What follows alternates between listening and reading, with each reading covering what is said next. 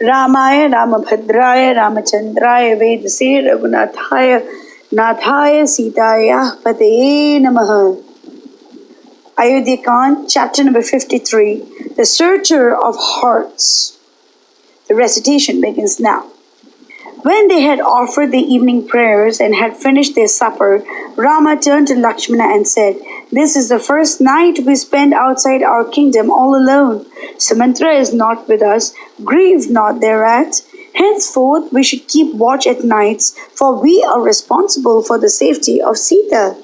Let us gather the grass and leaves hereabouts to make us a bed and pass the night anyhow." And Rama, accustomed all his life to take his repose in soft and rich beds, reclined his limbs on the leaves and bare ground. Said he to Lakshmana, "My dear boy, now the king suffers unusual grief and prays for sleep that will never come. But Kaikeyi is in the seventh heaven of joy, her heart's wish is realized to the utmost. She may even dare to make away with our father so that the kingdom might vest in Bharata permanently. All helpless is he and sinking under the infirmities of old age. I am not by to wait on him. Slave to his passions, he is a helpless victim in the toils of Kaikeyi. Alas, what will become of him? When I ponder upon the misfortunes that have befallen me and on our righteous father, enthroning love and passion in his heart, and utterly oblivious to other pursuits, virtue and wealth, I am almost inclined to hold that pleasure holds a higher place in the aims of life than virtue or wealth.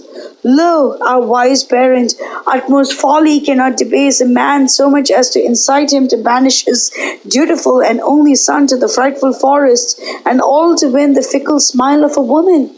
Bharata will rule happily without a rival over the broad realm of Kaushalya, rich in wealth and corn, surrounded by his wife and children, kith and kin. Dasaratha, our aged sire, has one foot in the grave. I am put out of the way. And now Bharata is the undisputed monarch of these boundless domains. He who devotes himself solely to the pursuit of pleasure and neglects virtue and wealth will, like our father, suffer grievously. It seems to me that Kaikeyi came in our family but to torture Dasaratha to death, to drive me to the forest, and to secure the kingdom for her son Bharata. In the intoxication of her new-gotten power and wealth, Kaikeyi will spare Kaushalya and Sumitra no tortures for the crime of being related to me. There is a show of justice in Kaushalya's case, as she is my mother, but it is gross injustice and extremely atrocious that Sumitra should come in for a share of it. So I advise you not to lose any time. Go back to Ayodhya at daybreak. We have not come far. Sita and I will proceed to the forests of Dandaka. The helpless Kaushalya will surely find comfort and courage in your presence. Kaikeyi is up to anything. It is nothing to her if the world pours its hatred and contempt upon her. Nothing is too mean for her, nothing too atrocious. I would that you place my mother in charge of the virtuous Bharata. I believe that in her former births, Kaushalya ought to have torn mothers apart from their children. Else, I see no reason why she should suffer nameless torments torn from the side of her favorite child. She went through fire and water, as it were, to call me her son. She took a world of trouble in bringing me up to man's estate.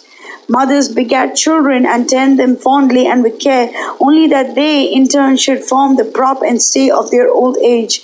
Now, Kaushalya has labored in vain and has been cruelly deprived of the fruit thereof. Fie upon me!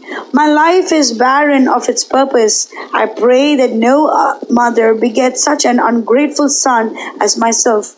Lakshmana, the only return I make to my mother for all the trouble and care she has bestowed on me is the measureless grief and despair I have caused her. Better I were not born. Brother dear, do you remember a parrot that Mother Kaushalya used to rear so fondly?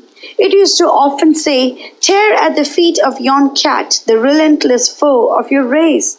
Kaushalya used to take great delight in those words of the bird. I am powerless to give her even that pleasure which the senseless bird is grateful enough to cause her. The hapless Kaushalya, consumed with grief, is barren, though the world calls her the fortunate mother of Kaushalya's heir. But how have I benefited her in the least? I have plunged her in an ocean of grief, shoreless and unfathomable. My anger is powerful enough to wrest this Kaushalya, nay, this broad earth, from the hands of man, god, or asura. My arrows will do it for me. But my dharma will suffer in observance if I put forth my might, forgetful of all other considerations. My hands are tied by my fear of the world's scorn that will point its finger to me and cry, Lo, Rama has put behind him dharma and is elected to walk in the path of the unrighteous, of the ungodly. I fear too that I might be denied a place in the bright worlds on high, else this very moment I can seat myself on the throne of the Ikshvakus. And Rama bewailed his lot and his powerlessness to avoid it. Burning tears of grief coursed down his cheeks, and a fit of gloomy silence came over him.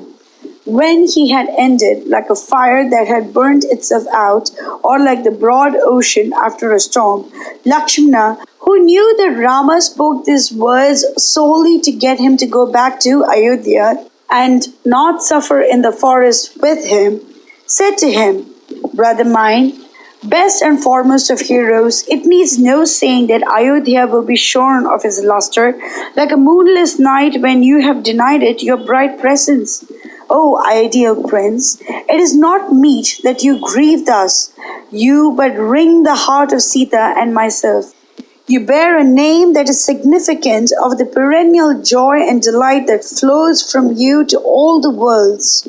Does it become you to make others grieve? You but deprive the fish of its life when you deprive it of the element which nature has placed it.